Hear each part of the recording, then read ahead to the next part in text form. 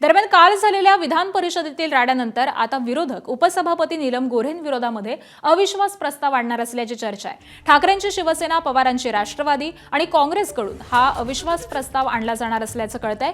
अविश्वास प्रस्तावावरती आमदारांच्या सही घेण्याची प्रक्रिया ही सुरू असल्याची माहिती मिळते। गोऱ्हेंनी सातारा प्रकरणी पोलीस अधीक्षकांच्या निलंबनाचे निर्देश दिले आणि त्याला विरोधकांनी देखील विरोध केलाय।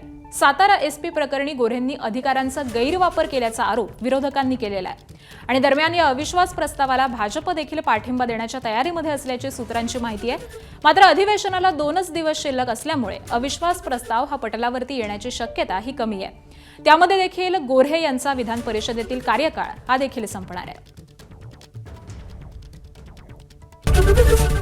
एबीपी माझा, उघडा डोळे बघा नीट।